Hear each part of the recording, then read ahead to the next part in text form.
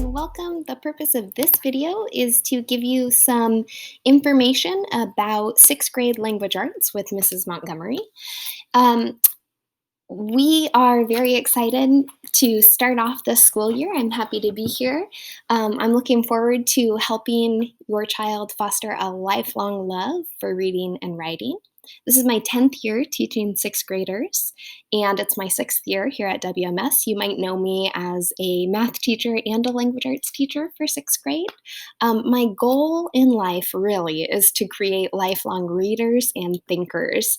A lot of times students come to sixth grade not super knowing what they're interested in as readers. They haven't spent a lot of time exploring themselves as readers, and that's something over the course of sixth grade that I hope to evolve with students.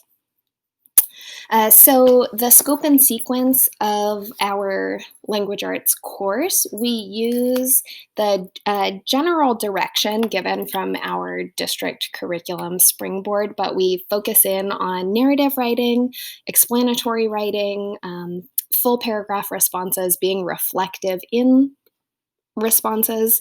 We use journaling and quick writes to look back at our learning processes, and students participate in regular discussions in class. So the way that we grow as writers is by studying the writing of other people.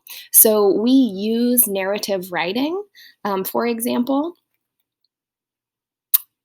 to become better writers of narratives. So before students write a narrative, we study narrative exemplars to learn about the craft and style of narrative writing. And then students employ what they've learned about that craft and style into their own writing. So we read in order to write in language arts. If you'd like more time on this slide, I would say pause the video and feel free to read. I'm not going to read everything that's on this slide. I'm going to narrow in on this part down here at the bottom. My job as your child's language arts teacher is to provide texts and ideas that touch students emotionally or intellectually. This helps readers to become more engaged with text. It helps them to become more responsive as readers. Not just about what's written with the words on the page, but becoming more aware about what the implications of the text mean for the individual, the community, and society at large. So reading really is about thinking, and that's what we narrow in on in sixth grade language arts. There's this great quote from Kylene Beers and Robert Prost that I'd like to share with you, and it says, this is from a book called Disrupting Thinking. If the reader isn't responsive, if they don't let the text awaken emotion or inspire thoughts, then they can barely be said to be reading at all. So we really narrow in on our own thoughts and our own feelings based on the text that we read. A lot of times students' choice books won't necessarily awaken emotion, and so our shared text in class will aim to do that. This chart here is one that comes from that book, Disrupting Thinking, and I'd like to share this chart with you. It shows us what happens when only 10 minutes a day is added to a student's regular reading time. And so you can see that the more time that students spend in text, the more exposure to different words, different vocabulary, different ideas that those students have. And this time in text is the number one indicator of student success in school. And so choice is a really huge part of getting students to read. And that's why in language arts, I won't have book lists for telling students you have to read this book. I will encourage students to read a book of their choice. I will encourage students to read a variety of texts so that they're challenging themselves. I will encourage students to set quality reading goals, but ultimately I want to teach students to be readers that use reading as part of their daily life. As adults, and readers, I do not sign reading logs. I do not take AR tests. I don't want my students to think that reading is something that we do in order to earn points. And so I don't ask for logs to be signed. I do not ask for tests to be taken. This is all about a joy of reading. Um, Moving on to grading, we use the standards to determine what it is that we're going to grade. I grade on a 3-point scale. A 3 means that students are meeting the grade level standard. A 2 means that students are close to the grade level standard, but they need some extra support. And a 1 means that students are far below the standard. If a student receives a 1 or a 2 on an assignment, it this should communicate to students and parents, oh, there's feedback on my assignment. I need to make some revisions and then resubmit. The goal is not necessarily to get a grade. The goal is to improve our learning based upon the feedback that we see. I'll share in another video about Schoology more specifics about how to see what grade you've received and how to resubmit your work. So grading is 100% content knowledge. There are completion grades on Schoology and Skyward. You'll see them at times, and that's so I can communicate with you during distance learning what's being completed and what's not. Behavior and effort grades show up on report cards. I don't use them very much at all. If I have any concerns, I will contact you. I will email students and CC you on the emails. Feel free to contact me, and I will show you my email address at the end of this. So I grade students based on their content knowledge. Their grade should be reflective of what they know and are able to do. Grades should not reflect anything more than that. Every assignment that your students get will have a rubric at the top, and the rubric at the top will tell students what they need to do to meet standard or get a 3.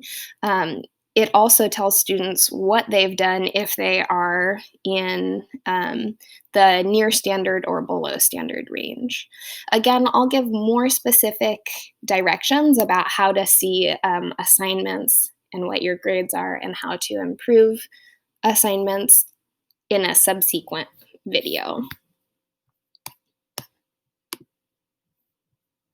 A lot of times parents will ask at a curriculum night or open house, well, what can I do to help my student? And in 6th grade language arts, I would say allow students to read books of their choice. If you'd like to give your student a recommendation, that's great and encouraged. However, students should be choosing what types of books they're reading. You can remind students that they should be challenging themselves. You can remind students that they should read a variety of texts, but students should read books of their choice during choice reading time. Also, take an interest in what your child is reading. You can ask questions like, what are you reading? My favorite question to ask students is, tell me about your book. And that opens the door for students to talk about whatever it is that's on their mind regarding their book. What's something you read recently that surprised you? And then a really awesome question to ask 6th graders about language arts, about math, about school in general, really, is what changed, challenged, or confirmed your thinking? It's really interesting to see the types of responses you get with that question, so give that one a try. Before pressing submit on an assignment for language arts, it helps to have students read their writing out loud to you. So that students are able to hear what the sentences sound like, and that helps them make some revisions and edits before they press that submit button. If you notice that your student scores a 2 or a 1, remind them to go back into their assignment and look for teacher feedback so that they can revise and resubmit. Then another thing to do to help your student is to be on the lookout for what's going on in class. In Schoology, the very top link, the very first link of their language arts class, students have a document called the weekly log. And on that, there's a summary of what we're doing in class, what needs to be turned in. And there's also links to videos in case students have to miss what we're doing in Zoom that week. So that's our how to get in touch with what's going on in class asynchronously if you were not able to come to our synchronous class.